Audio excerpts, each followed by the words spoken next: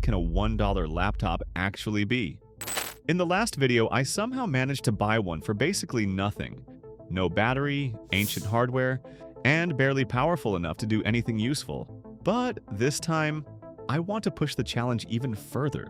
So instead of buying the cheapest junk I can find, I'm going to hunt for a $1 laptop with better hardware and see if I can push it far enough to run GTA 5. Yeah, on a $1 laptop. Let's see how badly this goes. My goal was simple, but completely ridiculous. I wanted to buy a laptop for $1 without getting scammed, which also meant the laptop actually had to work and somehow run Grand Theft Auto 5 at 60 FPS. Yeah, totally reasonable expectations. So the search began on Amazon. The moment I typed in laptop, I instantly got hit with prices hundreds of times higher than my budget. So I dragged the price filter all the way down to the absolute minimum, $1. And suddenly every laptop on Earth disappeared. Instead, Amazon started showing me phone cases, charging cables, random plastic toys, basically everything except an actual laptop. At that point, I realized this place clearly wasn't designed for broke people like me. So, once again, I returned to the place that keeps ruining my mental health, eBay. And from that moment on, my brain locked onto a single goal: $1 laptop. So I started searching like an absolute maniac. And surprisingly, much the cheaper laptops started appearing everywhere. The problem is, most of them were disasters. Broken screens, missing hard drives, dead batteries. Some looked like they survived a war. Then suddenly, one listing caught my attention immediately: a $1 laptop. But the moment I opened the photos, oh no. The screen was destroyed, the hard drive was missing, and the whole thing looked one bad day away from the landfill. Yeah, definitely not the dream GTA 5 machine I was hoping for. So I kept searching for another opportunity. A few hours later, I found another laptop, and this one actually worked. No bidding tricks, no shady listing, just straight up $1. But then another problem appeared. This thing was ancient. I genuinely thought it might burst into flames trying to open Chrome, let alone run GTA 5. There was simply no miracle powerful enough to save it. So painfully, I had to let that one go too. At one point, I even considered trying auctions, but the reality is brutal. A lot of these listings start at $1, but there's basically zero chance they stay there. The second a decent laptop appears, people attack the bidding section like starving wolves fighting over meat. So realistically, that strategy was hopeless too. A lot of people probably don't realize this, but in many places, throwing electronic waste into public trash bins is actually illegal. And instead of driving to a recycling center, a lot of people would rather throw old electronics onto eBay and hope to squeeze a few dollars out of them before they become dead weight collecting dust in the house. So my strategy completely changed. Instead of fighting over good deals, I started hunting for laptops that had been sitting unsold for months. Machines nobody wanted, machines people were probably tired of looking at. And that's when I spotted one seller listing an old laptop for $10. Yeah, technically it was way outside my budget, but I still decided to try offering $1 anyway. At that point, the challenge had already destroyed my sense of shame, but this time I didn't want to sound rude or desperate, so I carefully wrote a respectful message explaining the challenge and why I was asking. I genuinely spent way too much time trying to make that message sound convincing. Still, I knew better than to expect a miracle, so while waiting for a reply, I kept searching for another perfect deal. And after nearly 2 more hours of scrolling through endless piles of broken junk, I found absolutely nothing. By then it was almost midnight, my eyes were burning, my brain was cooked, and eBay was starting to feel like psychological warfare. So I finally gave up for the night. Maybe tomorrow would be luckier. The next morning I woke up pretty late, around 9 a.m. I guess spending hours staring at eBay the night before completely destroyed me. So I went right back to searching again. But then suddenly, wait, no way. The seller from yesterday actually replied to my offer. The same seller I asked to lower the laptop price down to $1. And he accepted it. Oh my god, let's go. I genuinely could not believe it worked. After hours of scrolling, getting ignored, and failing over and over again, someone finally accepted my ridiculous $1 offer. I had officially bought another laptop for just $1. Now, me and you just have to wait a few more days for the package to finally arrive. And finally, the $1 laptop had arrived. Alright, let's see what was actually hiding inside this package. Oh my god, it's literally a laptop. Oh my god. This thing was filthy, but honestly for $1 I was still grateful to even have it in my hands. Seriously, I had to clean it first before my lungs turned into a dust filter. And judging by the design alone, this thing looked like it was born 15 years ago. So I tried turning it on, and nothing. Absolutely dead. At first I thought the battery was completely cooked, so I grabbed a charger I already had lying around, but the moment I plugged it in, oh, a tiny charging light appeared. That little LED gave me way more hope than it should have. So I waited around 15 minutes, and then it was finally time to wake up this 15-year-old monster. Oh my god, it booted straight into Windows completely by itself. But then I looked at the screen. Oh no, what happened to this display? The entire panel was glitching and full of static. I could barely see anything. I had to stare at it like I was decoding alien signals just to read the screen. At that point, I couldn't even blame the seller. Buying $1 electronics means gambling with pure chaos. If I couldn't fix this display, the challenge was basically over. My first thought was repairing the screen, but that would ruin the whole point of a $1 laptop. So instead, I came up with a different idea. Why not just use a second monitor? It cost me nothing extra, and technically the laptop still works. Alright, let me show you what's actually inside this thing. Oh my god. The CPU is an Intel Core i3-2350 M2 cores. 4 threads, not amazing, but honestly not terrible either. The real problem though is the clock speed, 2.3 GHz. Yeah, this thing was already fighting for its life before I even launched a game. And for memory, we've got 4 GB of RAM. I'm pretty sure it's DDR3. And yep, but the problems didn't stop there. Right before I plugged in the Ethernet cable, I realized the LAN port was completely dead. I tried reinstalling drivers, troubleshooting everything I could think of.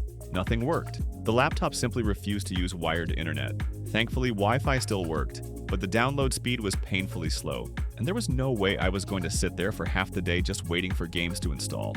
So instead, I pulled the hard drive out of the laptop and connected it to my main PC to download everything much faster. After the game finally finished downloading, I put the laptop back together and hit the launch button.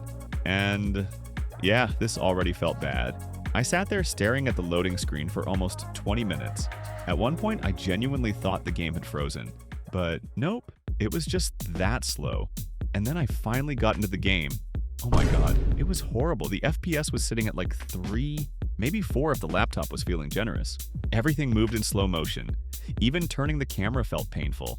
I tried everything. Lower settings, lower resolution, even lower resolution again. Nothing helped. The laptop still sounded like it was fighting for survival. At this point, I was honestly getting annoyed because I thought, there's no way it should be this bad. Then I noticed something weird. The CPU speed looked super low. It was only running around 1.6 GHz, even though this laptop is supposed to hit 2.3 GHz. Now look, I'm not some computer engineer or anything, but even I knew something was clearly wrong here. So I kept digging around trying to figure it out, and then I checked the temperature. And there it was, over 80 degrees Celsius. Bro, this laptop was basically turning into an air fryer. That's when it finally clicked in my head. The CPU was probably slowing itself down because the temperature was way too high. So, time for surgery. I opened up the back of the laptop, took a look at the thermal paste, and yeah, that thing was done. The paste was so dry it looked like it had been there since the dinosaur age. I genuinely don't think this laptop had ever been cleaned before. So I grabbed some fresh thermal paste and cleaned everything up. But honestly, the bigger problem was the dust. The cooling vents were absolutely clogged, like fully blocked. I'm not kidding. When I opened it up, dust came out like I had just discovered an ancient tomb. At this point, I'm pretty sure breathing near this thing was a health risk. Anyway, after cleaning all the dust out and putting everything back together, it was finally time for the moment of truth. I turned the laptop back on, opened the game, checked the CPU speed, and wait, no way. It was finally running properly at 2.3 GHz. And the temperature? It dropped from over 80 degrees down to around 60. The difference was actually insane. But the thing I actually cared about the most was the FPS. This time, the game launched around 5 minutes faster than before, so clearly cleaning the laptop did something. But the real question is, how many FPS do you think I gained? Go ahead, pause the video and leave your guess in the comments. Seriously, because the result made me want to cry. I only gained around 3 FPS, 3. Compared to before, the FPS was still stuck in single digits whenever I walked around crowded areas full of NPCs. The game still felt terrible, but then, when I walked away from the city and headed toward the beach area, things started to change. The The graphics became simpler. There were fewer NPCs, less stuff happening on screen, and suddenly, the FPS jumped up quite a bit. The highest number I recorded was 26 FPS, which sounds decent at first, but compared to what I was aiming for, 60 FPS, this was still nowhere close. And then the old problem showed up again. The CPU temperature climbed back up to 80 degrees Celsius. At first I thought, oh no, not this again. But surprisingly, the CPU clock speed stayed stable this time. It wasn't throttling anymore, so even though the laptop was still running really hot, it wasn't affecting the FPS like before. So, was there any way to get more FPS? At this point, I had already lowered every setting in the game to the absolute minimum. The hardware was basically at its limit already, which meant there was only one thing left to do. I had to go deeper. So I decided to mess directly with the game engine itself by editing the settings.xml file inside GTA 5. And what this basically does is force the game to run even lighter than the normal settings allow. We can disable reflections, destroy visual quality, and lower the graphics to a level that no human being should ever have to witness. And trust me, the moment I show you the textures, you'll understand what I mean. At this point, we are literally looking at the lowest quality assets imaginable. Objects in the distance barely even exist anymore. You only start seeing them when you get super close. The entire city looked unfinished. It felt like GTA 5 forgot to load half the map, but somehow, it actually worked. When I was driving at high speed through crowded urban areas, the FPS only managed to reach around 10. Still terrible.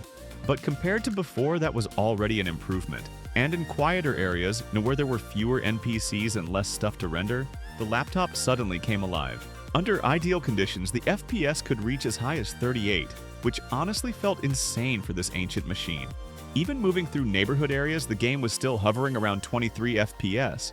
It still wasn't exactly smooth, but for a game that doesn't require super fast reactions all the time, it was at least somewhat playable. And at this point, I had pretty much run out of ideas to squeeze more FPS out of this laptop. So naturally, I wanted to see what would happen in GTA Online. And oh boy, the moment I joined the online mode, everything turned into complete chaos. But weirdly enough, the experience didn't actually feel that much worse compared to story mode. I think part of it was because I had already gotten used to suffering at this point. The FPS was hovering around 13 while driving through busy parts of the city filled with NPCs. And even though I tried basically every trick possible to gain more performance, I think this laptop just hit too many limitations. The CPU was struggling. The RAM was also a huge bottleneck. At the end of the day, without upgrading the hardware itself, there's only so much you can do. Still, seeing this old machine manage to run GTA 5 at all was honestly kind of impressive.